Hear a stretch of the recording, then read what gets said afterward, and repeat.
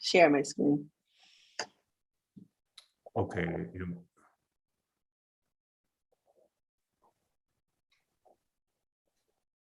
Okay, we are on. Good afternoon, everyone. Oh, we are so excited. We are so excited. We are so excited that you are joining us for another inspiring, educational, and insightful week of Bible study every Tuesday at 12 noon here at Trinity United Church of Christ, Gary. I am so excited because there are some wonderful topics that we are going to talk about today. I'm going to briefly highlight a couple of notes from last week for those who were not able to join us. I'm just going to highlight a couple of notes for us. You may remember during this time, we are currently looking at the story of Mamie Till Mobley, her beloved son, Emmett Till. And so this is the focus of our Bible study, especially now in light of Black History Month. And so if you haven't already checked out the series, Women of the Movement, please do so. It is streaming on Hulu. So if you haven't caught it on Thursday evenings on ABC, feel free, no problem, just to check it out on Hulu. It began Thursday, January 6th, and it'll conclude shortly.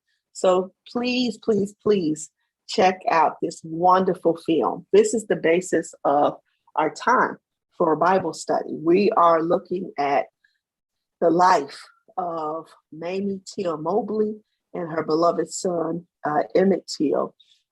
And we are talking about some various theological and psychological issues related to this story, this unfortunate narrative.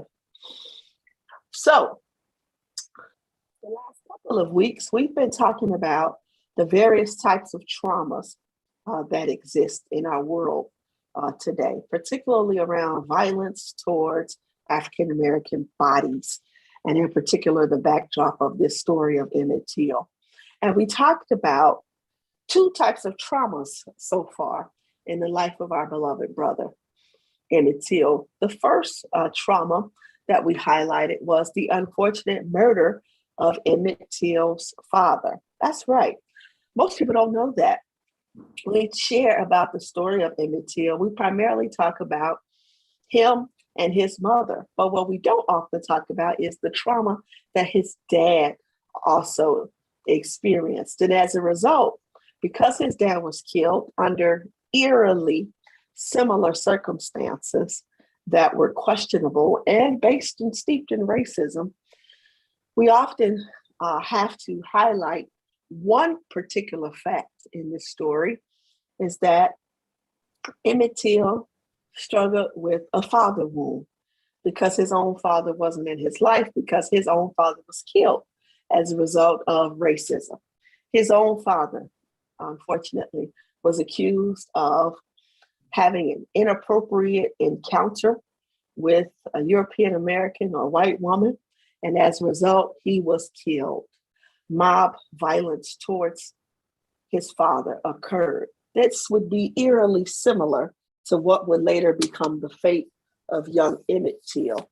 And so first and foremost, we talked about, as we reflect on this story of Emmett Till, we have to be careful that we don't tell the story of Emmett Till from one perspective, as if Mamie Till Mobley was raising him as a single mother, as if dad was nowhere to be found, as if dad was nowhere around. Please, please, please do not regurgitate this unhealthy narrative. Please, please, please tell the story that he did have a father who was going to be active in his life, but white supremacy said something else. And so we talked about what is the trauma that our own beloved Emmett Till had to endure as a result of not having his father in his life. That was one type of trauma our brother had to deal with.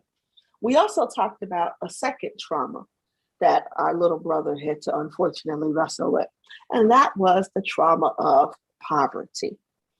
We talked about, in some sense, this notion or idea that oftentimes when we think about trauma, we just primarily think about that which is inside one's household, that which is inside one's household.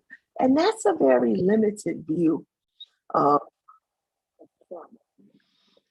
When we talk about trauma, we have to also talk about that which exists in the community and the environment. What do I mean by that? What I mean by that is there are realms to trauma or adverse childhood experiences. And we often say there's three primary realms. Number one is household. All of the types of trauma that exist in one's house. But we have to also pay attention to the ACEs or adverse childhood experiences and trauma that exist in community that people have to grapple with today. So there are some persons, primarily people of African American heritage, who are primarily poor, that have to also deal with the trauma of discrimination, violence, lack of social capital and mobility, substandard schools, structural racism, poor water and air quality, lack of jobs, food scarcity, substandard wages, poverty, poor housing quality and affordability. All of these particular social justice ills create trauma that young people are forced to deal with. So when we talk about the story of our young brother Emmett Till, not only does he have to deal with the household trauma of what he had to experience with his father now being gone from his life and the feelings of abandonment that he wrestled with as a result of his father being killed when he was a young boy. But Emmett must also deal with, unfortunately, poverty that existed in his particular community of the Woodlawn neighborhood in the 1950s. His mom, now a single mother, as a result of his father being killed, is now forced to live in poverty.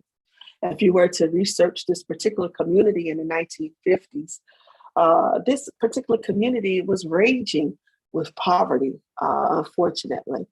And so we see now this is the second type of ACEs our brother Emmett Till is forced to grapple with. The third type of ACEs that we have to highlight is what we call environmental ACEs. That's right. In certain communities, certain persons are impacted by climate crisis and natural disasters, such as record heat and droughts, wildfires and smoke, record storms, flooding, mudslides, sea levels disproportionately rising, tornadoes, hurricanes, volcano eruptions and tsunamis, earthquakes, and even pandemics. Now, a little red flag should have went off in your mind when I talked about these environmental ACEs or traumas. One, we have yet to highlight, talk about, continue to conduct research on the ways in which, most recently, Hurricane Katrina, which occurred in New Orleans, Louisiana, during the year 2005 and 2006, has impacted African Americans today. What is the impact of this natural disaster or environmental trauma on the health and well-being of African American persons? We have yet to really explore, highlight, focus attention on what it was like for survivors of this hurricane to now have to somehow manage their lives in the midst of sitting water or standing water filled with deceased bodies, both of humans and animals. That has an impact on persons' health and well-being. We are also currently living in a pandemic called COVID-19. And I venture to say 5, 10, 15, 20 years from now, Research will show that in some communities where household traumas are currently already existing, where community traumas are currently already existing, these ACEs or traumas are further impacted by COVID-19. And so as we study the story of Emmett Till, we have to first be sensitive to household traumas like violence that parents have been victimized by, as well as these other types of household traumas you see highlighted in the tree branches. We also have to be sensitive to community trauma that impacts many of our beloved family, friends, loved ones today. Also, environmental trauma that impacts particular communities today. I'll pause there for a moment if someone had something that they wanted to add. The reflective question for us is to reflect on how are we as people of faith, as people of God, as the Christian community, called to care for people who have household traumas or community traumas or environmental traumas. What then is the responsibility of the Christian community? And it has to be something more than just simply praying for people. In some sense, caring, ministering to, being present with persons who are impacted by household, community, and environmental traumas must cause us to move and act in social justice-oriented ways of being. What are you called to do? To minister to people impacted by household trauma, community trauma, and environmental trauma. What is God calling you to be and do in the life of someone else during this time? I'll pause there.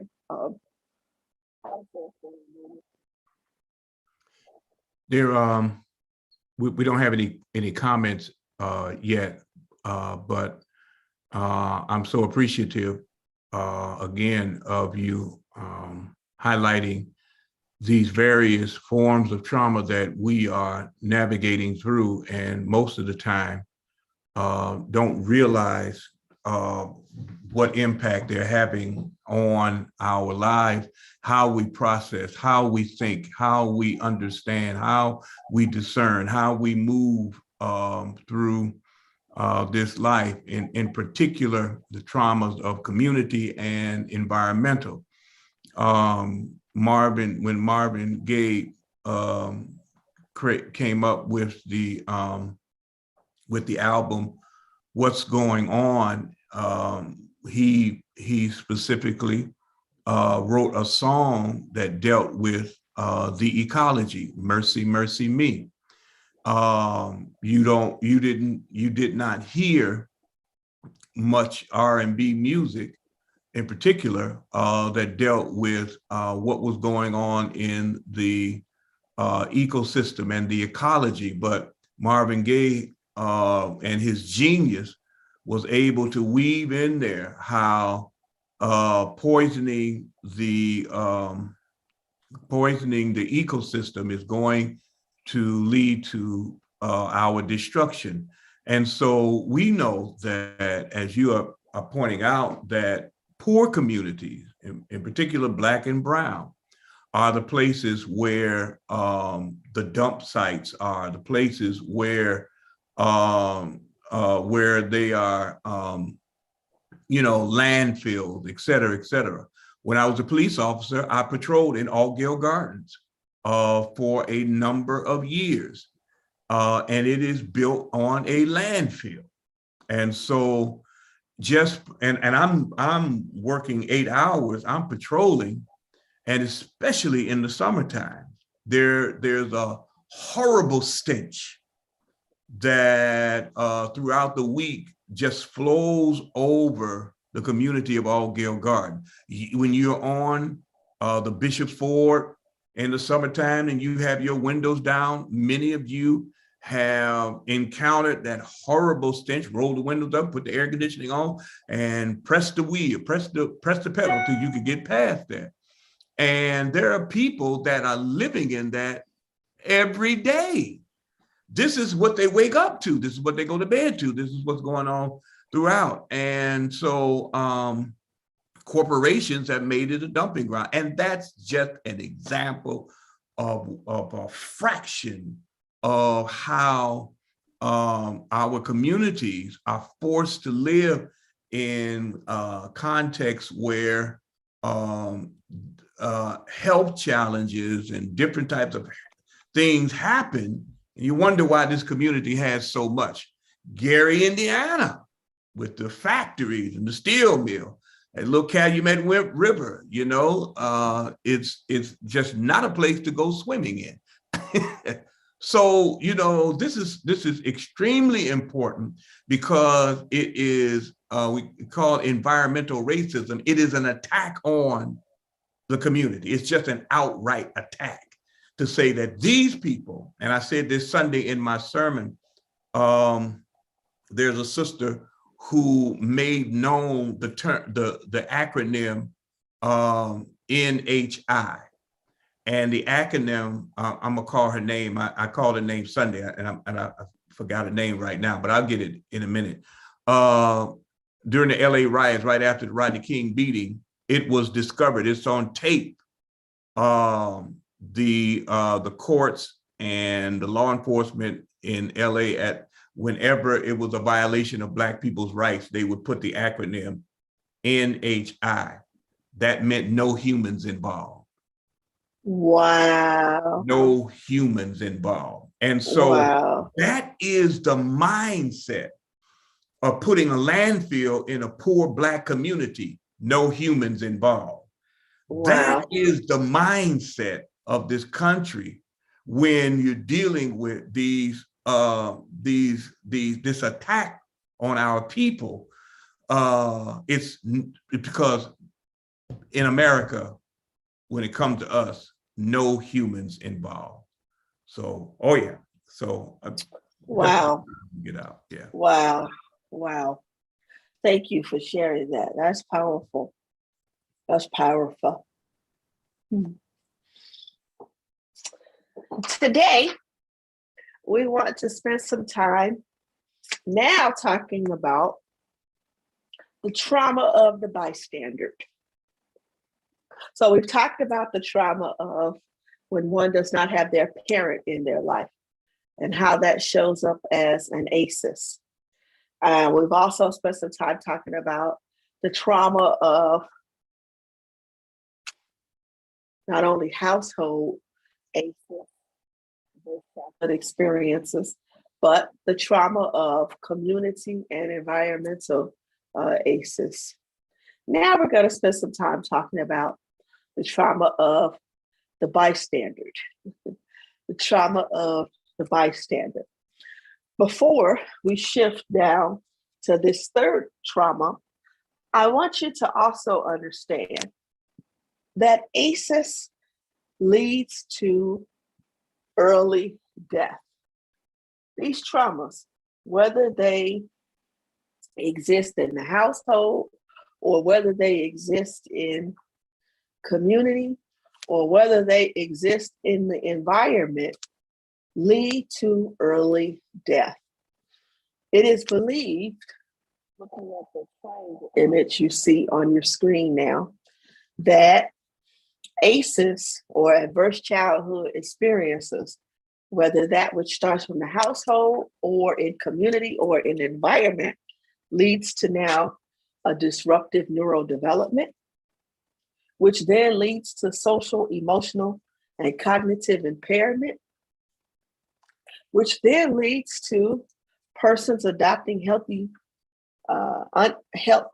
unhealthy or health risky behaviors, which then leads to disease, disability, and social problems, which then leads to an early death.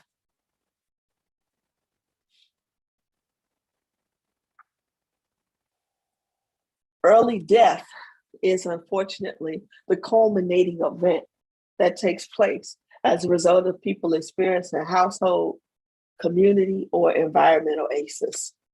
There's other statistics that now show us the detriment of early childhood experiences, whether those experiences have happened again in the household, in community, or in the environment.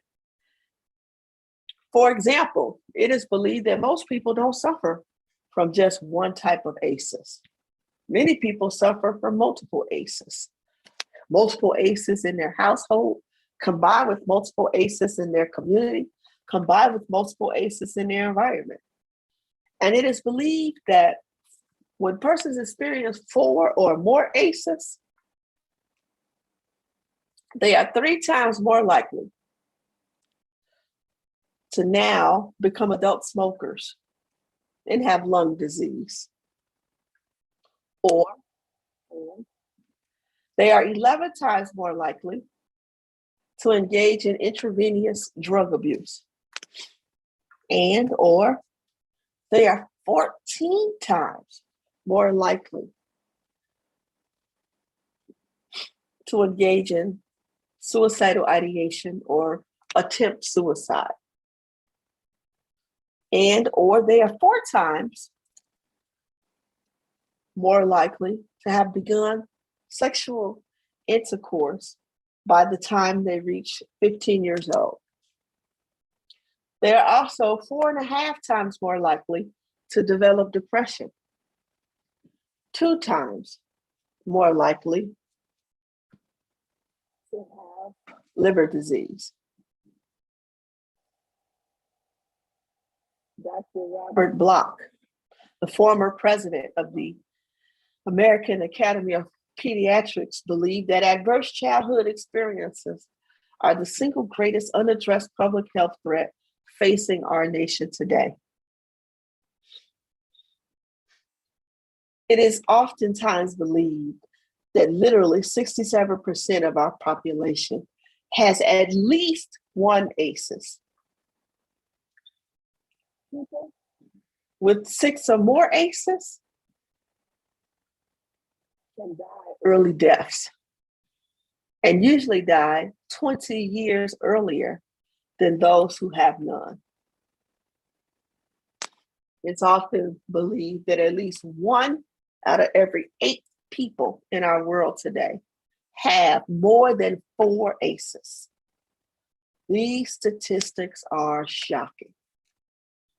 These statistics are shocking. The third type of trauma that we want to talk about today, in addition to the household trauma of Emmett Till's dad being killed when he was a small boy, and the trauma of poverty, or ACEs and environmental ACEs that Emmett Till had to wrestle with. The third type of trauma that he had to grapple with is known as the bystander trauma, or the bystander effect. What do we mean when we say bystander trauma? We are impacted today when people become witness to our trauma and do nothing. We are impacted now by that.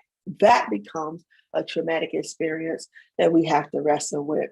There are so many pieces of the Emmett Till story that I struggle with personally. One piece that I have always struggled with since I was a young child and first was introduced or educated to the story of Emmett Till was I have struggled with his cousins and the friends of his cousins who were bystanders, egging him on to talk to Caroline Bryant in this store. If you have remembered the detail of the story of Emmett Till, one of the primary details in the story, and if you haven't remembered, if you have not remembered this detail, or you're unfamiliar with this detail, again, we encourage you to stream Women of the Movement on Hulu and watch this detail in the second episode of the film. This detail around Emmett's cousins and friends in the community, and they're egging him on to talk to Carolyn Bryant. I have struggled with that. I have struggled with what are the ways in which this young man didn't understand the social norms, the social ethos or ethics of Montgomery, Alabama. Montgomery, Money, Mississippi in 1955 versus Chicago, Illinois in 1955. He finds himself visiting his relatives in the South, but not aware of the ways in which there's a different way of living. There's a different way that African Americans would relate to European Americans in the North, in Chicago, Illinois, versus in the South, in Money, Mississippi. There's a different way of being. And I have struggled with the ways in which this friendly bet or this friendly wager that his cousins and friends of the community entertained with him, betting him or wagering with him to go into the store and have words with this white woman, Carolyn Bryant, was in some sense them not protecting him and being bystanders to his trauma without doing anything, without becoming involved. I have often struggled with that detail and said, in some sense, was our young brother Emmett Till not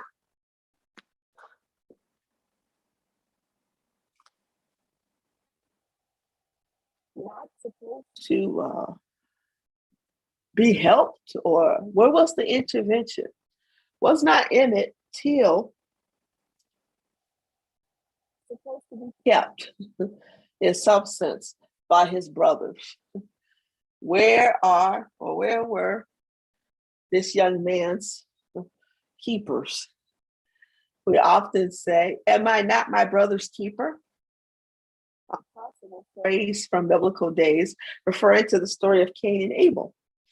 After Cain kills Abel, God questions Cain about where are the whereabouts of his brother Abel. Hey, Cain sarcastically responds, am I my brother's keeper?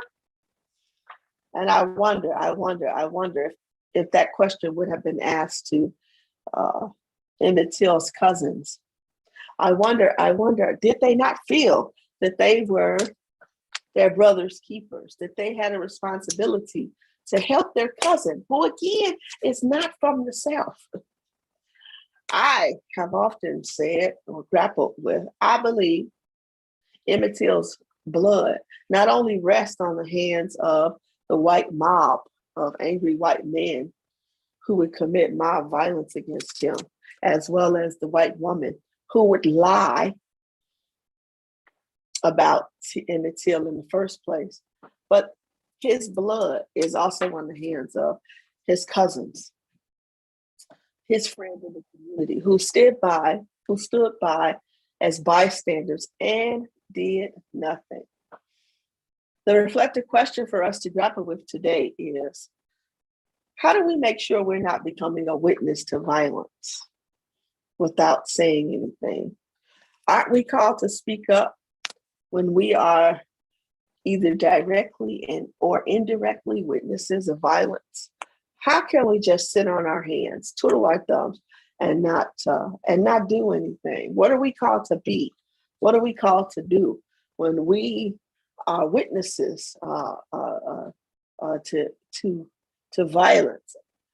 We are just as guilty as the perpetrators of violence when we as bystanders refuse to act.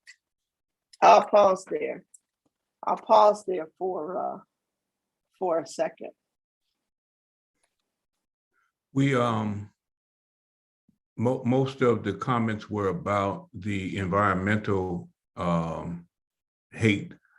Ruthie, in particular, Ruthie Fordham points out that Gary has a landfill, and Robert Gordon says it's real. And Ruthie points out also that many of our students are not appreciated in classrooms by professors and teachers. Many of our children don't have enough nourishment, and so on. And so those are many of the comments.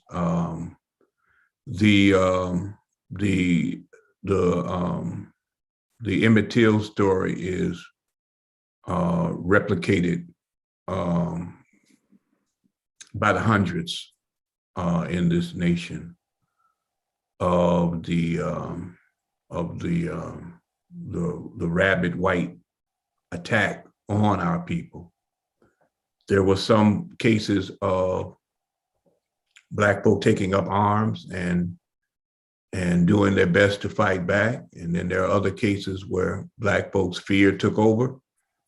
And you could say they were witnesses to tragedy, but this is by no means an isolated case. The other part to this, in telling the story, I also just, I really am sick of when they try to focus on the white woman and her husband and the family as if to try to curate some guilt from people that she and her husband were having problems and their marriage wasn't all that hot and good and it was a lot of pressure. And then he had this family that pushed him around and all of that type of stuff. I don't want to see that. You can't humanize that, that for me. But there is this oftentimes this attempt whenever you're dealing with the brutality of our people to try to show, the white perpetrators in some light that, we need to feel some sense of sorry for them because they were I want to see that. So, but yeah, go right there. Yes. Oh, there's so much. There's so much in this story. Yeah, before you do it, Jackie says, I believe we are our brothers and sisters keepers. And if we sit quietly by, we are part of the problem. So go right ahead. I just want to get that. Thank you so much, Jackie. You are right on with that. Thank you so much, Jackie. John chapter 5. After this, there was a festival of the Jews, and Jesus went up to Jerusalem. John chapter 5, New Revised Standard Version. Now in Jerusalem, by the sheep gate, there is a pool called in Hebrew Bethesda, which has 5 porticos, and in these lay many invalids, blind, lame, and paralyzed. One man was there who had been ill for 38 years. And when Jesus saw him lying there and knew that he had been there a long time, he said to him, do you want to be made well? And the sick man answered, sir, I have no one to put me into the pool when the water is stirred up. And while I am making my way, someone else steps down ahead of me. When Jesus saw him lying there and knew he had been there a long time, he said to him, do you want to be made well? And the sick man answered, sir, I have no one to put me into the pool when the water is stirred up. And while I'm making my way, someone else steps down ahead of me. I've often struggled with this text, like I've struggled with Emmett Till's story and this conversation we're having now around the topic of the bystander effect. Because we see in John chapter 5, a gentleman who was laying by a pool named in Hebrew Bethesda. In Hebrew, the term Bethesda means grace and mercy. This gentleman has been laying right at the feet or steps away from grace and mercy for 38 years, and nobody in the community, those gathered around the pool themselves, thinks to help him along when the water is stirred up. The bystander effect says that we are capitalistic in our identity and in our being, and only concerned about us. Oftentimes, this text highlights the gentleman's lack of human agency. And I get that. Yes, that's why Jesus asked him, hey, do you want to be made well? But this text also highlights what is the role of the community. What is the role of community? And not simply being witnesses, bystanders who simply do nothing. What are the ways in which we literally have had people suffering in our communities for 38 years? So we turn a blind eye to injustice in some sense. So we want to spend some time talking about what can bystanders do? Bystanders to violence, or bystanders who don't want to get involved in giving people resources. What is the call of bystanders today? We say there is a call for bystanders. Bystanders need to begin to get involved and to stop hate-based harassments. Bystanders can get involved. There should have been some involvement of the cousins and family members, relatives, community members, the young men who were with Emmett Till playing in front of this grocery store. There should have been some ways in which these young brothers who were bystanders to this event became involved, instead of allowing Brother Emmett to just simply walk into this grocery store. There should have been some ways in which these bystanders intervened. We say that there are some wonderful learnings for people today around what we can do to intervene when we see violence occurring. First and foremost, there's a couple of dynamics that we have to highlight. Number one, we need to become involved when bias occurs. We need to become involved when bias occurs. First and foremost, I'm going to make my screen large in particular areas so we can focus together on particular areas. Look at the left side of your screen. First and foremost, we say hate-based violence and harassment. Hate-based violence and harassment is based on bias. Hate-based violence and harassment is based on bias.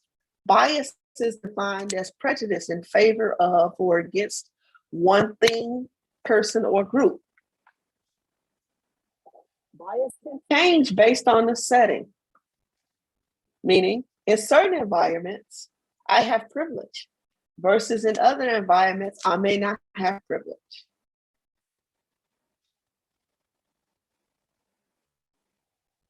And so now there is what we call a spectrum of hate that exists. There is a spectrum of hate that exists that we need to be vocal about. Go to the top of this image. There's a spectrum of hate because of this bias, because of this privilege. There's a spectrum of hate now that occurs that we need to address before they escalate. I really wish one of Emmett Till's cousins or young men in the community who sat outside of this grocery store would have walked in before this encounter escalated between Emmett Till and Carolyn Bryant. We have now a recent memorandum that condemns anti-Asian hate, racism, xenophobia, and intolerance. However, there's still some persons who are victims of hate that don't have legislation on their behalf. I'm reminded of the ways in which January 6th, 2021, white supremacy stormed the Capitol. And yet there has been no legislation against this event. We are still now grappling with what is the accountability of these particular persons. Even our own government is still going back and forth about the ways in which they refuse to hold these perpetrators of violence accountable. And so we say now, looking at the top of our image, this spectrum of hate now impacts, looking at the right top side of your screen in this image, the spectrum of hate impacts community. It also impacts legislative policies. It also impacts psychological and mental health. And it also impacts finances of our communities today. When violence occurs, these are the particular impacts. Community is impacted, legislation and policy is impacted, psychology and mental health is impacted, and social and financial impacts occur. And so what can the bystander do to stop hate-based harassment? We say bystanders can practice the 5 Ds. The 5 Ds. First and foremost, we say, when you see an incident of violence occurring in the moment, distract the perpetrators of violence. Distraction becomes key. You can distract the perpetrators of violence by starting an unrelated conversation, changing the subject. You can also drop something like some books, a cup of water. You can also distract the moment by physically taking the victim and removing them from space. Something as simple as saying, "I'm so sorry, I'm late. Let's get out of here. I'm so sorry, I'm late. Let's get out of here."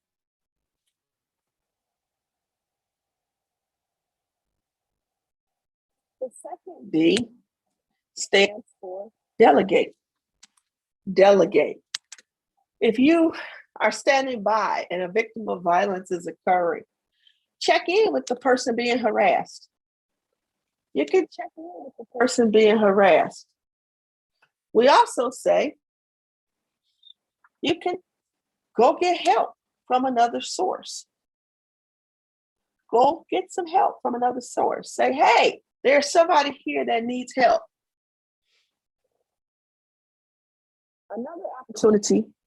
Another opportunity for you to get involved is the third D. The third D, which is document the violence. Document the violence. You can easily pull out your cell phone and begin to record the images of violence. I think back to the unfortunate murder of George Floyd. We would have never known about what happened with George Floyd if a 16-year-old young girl would not have pulled her cell phone and began to document this act of violence by this white police officer. Documentation becomes key. It is this documented video that goes viral and that would later lead to this white police officer being declared guilty. The fourth D is to be direct. Speak up. Speak up. Call out the behavior in the moment. Ask the person being harassed, "Are you okay?"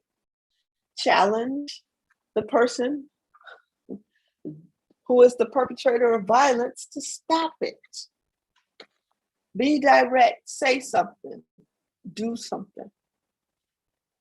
And then after the event, we don't just walk away from the victim.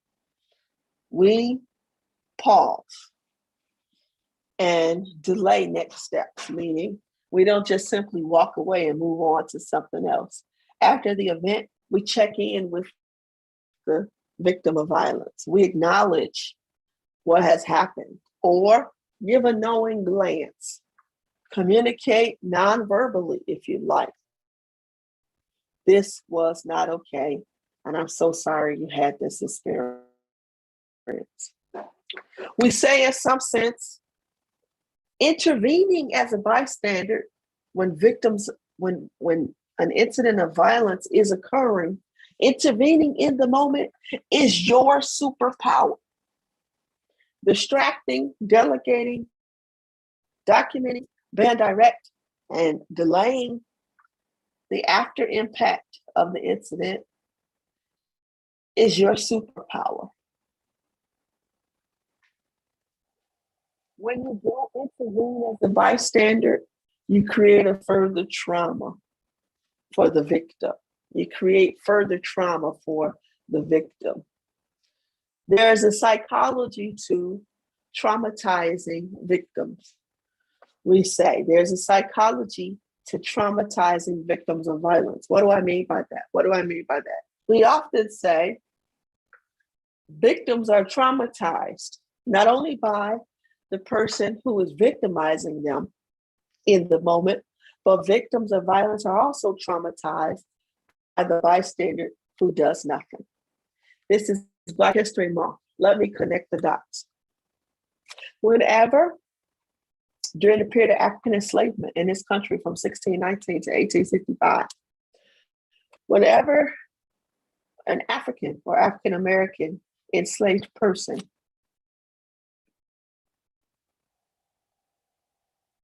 was being physically punished through either a whipping or through a lynching, African enslaved bodies, we say, were traumatized twice, because not only did they have to endure the trauma of violence being inflicted on them through being whipped at the whipping post or being lynched on a lynching tree, but number two, they had to suffer the trauma of the public eye. European white slave masters would gather other enslaved bodies around and force them to watch the incident of violence. Watch the incident of violence and do nothing. This becomes now the second trauma that the victim now has to suffer. In the movie 12 Years a Slave, we see an example of this where a young woman is in the moment of suffering the horrific trauma of being beaten by her white slave master when all of a sudden Northrop, another enslaved gentleman, is forced now by the white slave master to take the whip and whip this woman, his sister, as well, and be a bystander to the trauma, and also now begin to participate in the trauma directly. We see in subsets now that it's not simply one's task to highlight the trauma that one is experiencing directly from the perpetrator of violence, but we also have to begin to explore, shed light on, highlight what are the ways in which being a bystander to trauma also creates trauma for the victim of oppression. I'll pause there for a moment.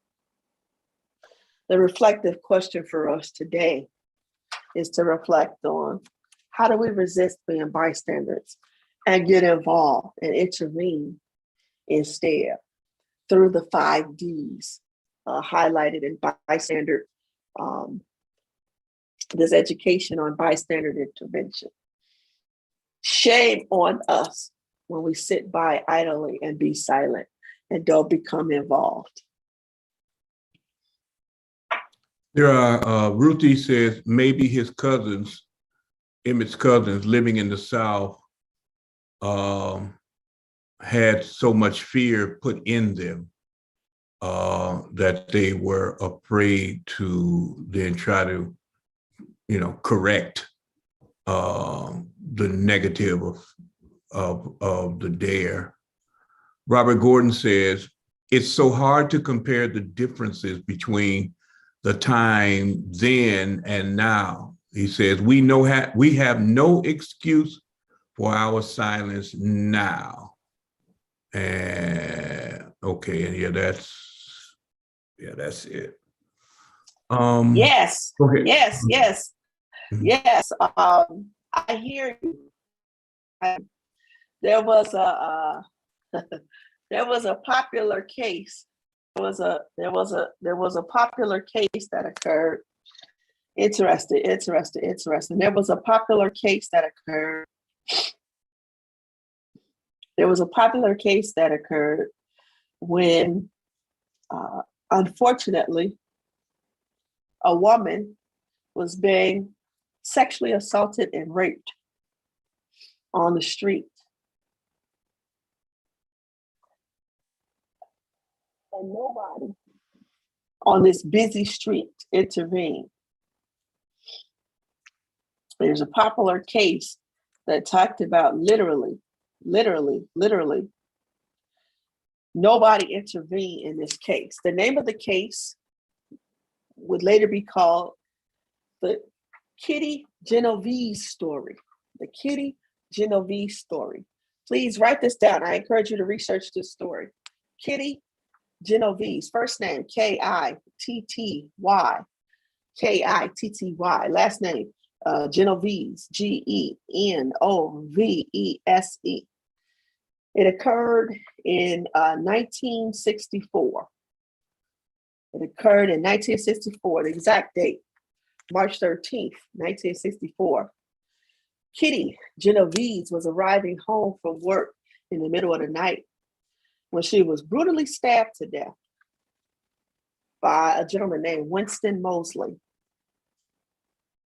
This is the event that led to us terming this process the bystander effect, because there was literally, we would discover later, 38 bystanders who either watched or heard her being attacked and did nothing. They simply watched or heard her screams and remained silent, remained inactive. And that's where we get the term the bystander effect in some sense. It is this notion or this understanding that somebody else will get involved. Somebody else will do something. But the irony is, because we all think that somebody else is going to get involved, we then choose to do nothing. Let me give you an example of the bystander effect. The bystander effect suggests,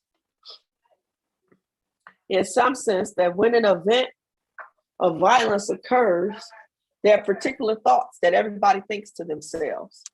That could be somebody currently in distress, yelling, help.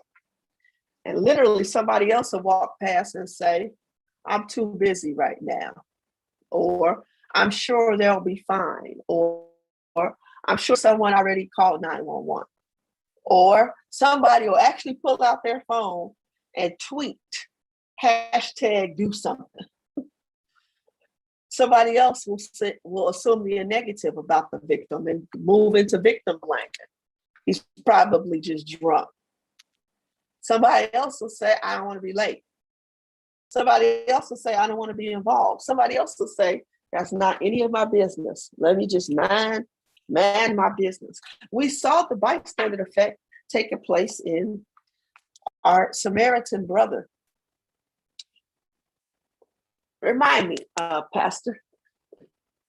Our pastor is a biblical scholar. There's a gentleman, a character, who is beat up and physically assaulted. I believe that was a Samaritan brother. No, there's a gentleman, he's physically beat up, and two other individuals walk past without intervening or helping him. But somebody steps in and says, oh no, I got to help this brother. Yeah, that the Good Samaritan. The Good Samaritan Is the one that stepped in to help. Yes, the Good Samaritan. The story of the Good Samaritan. It's about someone who intervenes, a bystander who intervenes, while two other characters in the story simply walk past and don't intervene and help this person who's just been physically assaulted. They're impacted by the bystander effect in some sense. I'll pause there for a moment. We don't have any comments right now, but I'm glad you went to illustrate a biblical example, because what this shows is that this ain't nothing new about bystanders and either fear or preservation of one's own self or both. Don't do anything. So it is, again, it's not anything new. The other thing is to add to it, Fannie Lou Hamer, when she was on the one of the freedom rides, and she talked about this many times, in particular, I believe in '64 at the Democratic convention, when she was trying to, as part of the Mississippi delegation, to be seated, and President Johnson and other leading Democrats, if I named them, you know every name, were trying to hush her up, get her off the television. She told her story. On one of the freedom rides, she was, when they pulled into a particular spot, everybody was ordered off the bus by the white police officers.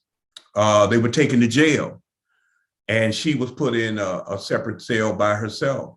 White officers went in and literally beat her mercilessly. Wow. For and extreme. Wow. I don't know how long, but that's not the end of it. After they beat her so badly that they were exhausted, they went and got 2 Black prisoners. Wow. and threatened their life if they didn't continue the beating. Fannie Lou Hamer testifies that she lost partial sight because of the beating. She had permanent damage to her kidney and other organs of her body because of the beating. Interesting enough, when she emerged and she talked about it, she said, I don't blame the Black prisoners. I know what was put in them to do that. But again, it shows how what you're talking about, it's not isolated. And if I may go, when we talk about those teenagers, his cousins and friends, it's an interesting thing. So I'm gonna tell no doubt Simeon Rice in his book, no doubt, it deals with the guilt. But I give you a story. When my family, my mom and dad, we all lived at first 78th and Evans. We lived in an apartment. We lived on the 3rd floor, I believe it was. There was a young boy, I forget his name. He lived in the building. He and I were friends. Now, we are both, we're somewhere around 5, 6 years old, maybe. And so we were on the 2nd floor landing. The landing, 2nd floor, where the steps were, the banister is there, and the banister oversaw the backyard. While we're talking, I had just finished watching Superman. And he and I were talking, and I said, Superman can fly, and I think all of us can fly. And he said something like, you said all of you think all of us can fly? I said, yeah, you could get up on this banister right here, and you could jump off and you could fly like Superman. I just know that to be true. I know that that'll happen. I know we can fly. The boy got up on the banister. He said, you think I'm gonna be able to fly? I said, yeah, Superman, did you stretch your arms out and you jump, you're going to be able to fly. He jumped from the second floor, went straight down. God be praised, he landed in the grass. Didn't have a bone broken. Traumatized, he was hurt, but nothing was broken. I got whoopings. I got all kind of chastisement. His parents came down, and it was a mess. And all because of a childhood dare. He could have died, and I would have had to carry that baggage plus whatever punishment would have been, lifted out. He could have broke some bones and, all of that. Unfortunately, children do that stuff no matter what context they're in, depending on what's going on, make stupid dares and live to regret it. I regretted that. I learned the power of the voice from that incident at 5 years old about what you should not dare or say to people. I've carried that with me ever since. So I don't know what motivated them. I know it had to be back and forth with Emmett and them, and they just decided, you think you macaroni, go ahead on and talk to it. And thinking that, because literally, I didn't think he was going to stand up. I didn't think he was going to do that. I actually thought the cat was going to say, I ain't going to do that. But when he did, it blew me away. I don't know. Maybe they did. I don't know. I'm not trying to excuse it. I'm just saying those childhood dares, we all have been involved in some way. Yeah. Yeah.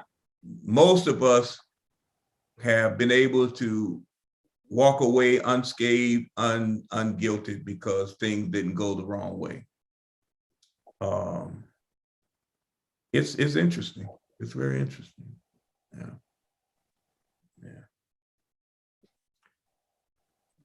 Well, that's powerful. Oh, God's grace and mercy intervene for you. Dude, what you talking about? God's grace and mercy intervene Oh my for God. you. Oh my God.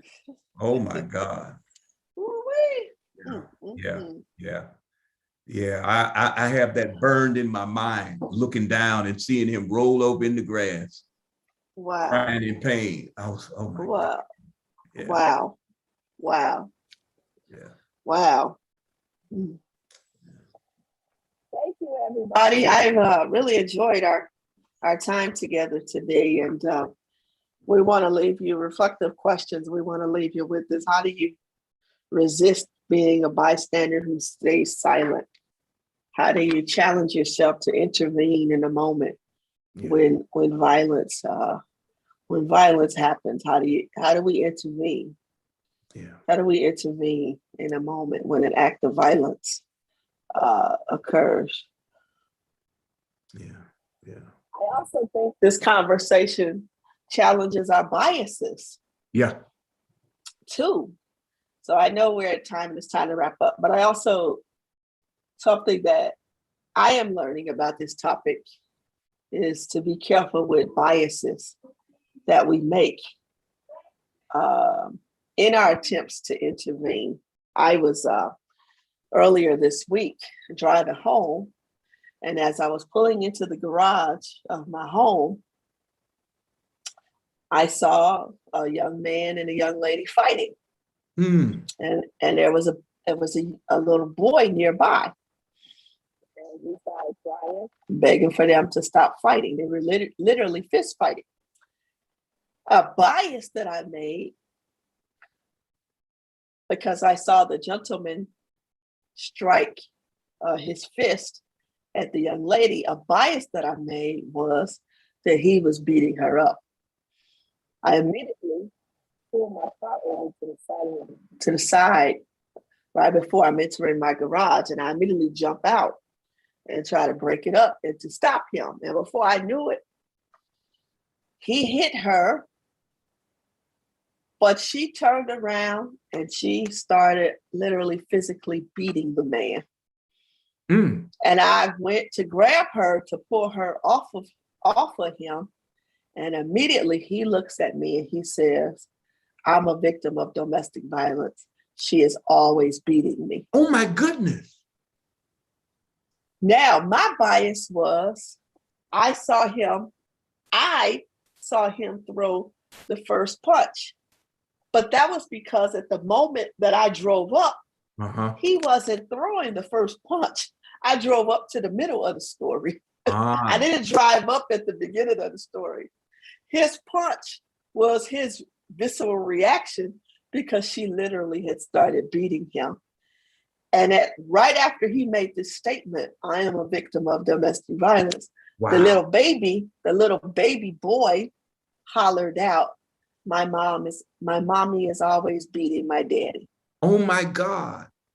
And so I immediately grabbed her and I had to call 911 and explain to the police officer what he had said and what the baby had said. And even the female, who in this case was the perpetrator, she even admitted and said, oh yes, I'm always whooping him. I said, sister, stop. Because if the shoe was on the other foot, right. I said, stop. If the shoe was on the other foot, right. And the irony for me was there were other people outside at the time watching who weren't intervening, who weren't doing anything. And the couple of witnesses who were bystanders even hollered out when the police arrived. They even hollered out, oh yeah, that man wasn't doing anything but picking his son up from her to take his son back to his home. And she immediately came out the house and literally started physically beating him. And he was trying to protect himself from her punches. Wow. And so that began to sit with me for a while around when we jump in to intervene, how do we also be careful not to insert assumptions and our own personal biases around who is the perpetrator and who is the victim. Mm-hmm, mm-hmm. And so that's also sitting with me as we had this conversation. You know, the other thing I want to add, that's powerful. That is extremely powerful.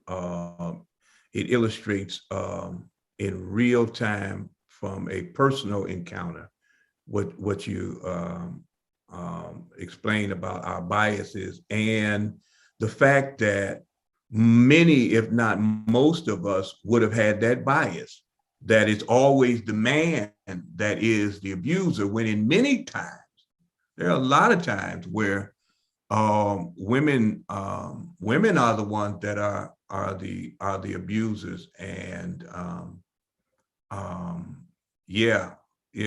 Mike Carson says, I thought it was so interesting because these bystanders I thought it was also interesting because these bystanders who were around watching, right? I got so angry, I ended up yelling at them saying, now if it was him whooping on her, would you have done anything? But because it's her whipping on him, you just sit and you just look and you just put your hands up. Where now this is turned into a theatrical show, and you might as well have got some popcorn and pulled up a seat. Right. But if the tables was turned and it was him physically assaulting her, would you have rushed to get him off of her? Right. Yeah. That thing. Yeah.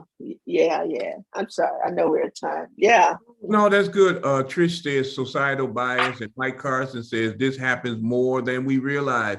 Physical and mental abuse of men by women. And so, my goodness. And so, our bystander intervention has to also reject our own assumptions, our own assumptions about who's a victim and who's a perpetrator. And we still have to get involved no matter who the victim is, no matter what the victim looks like, no matter what gender body the victim rests in. Yeah.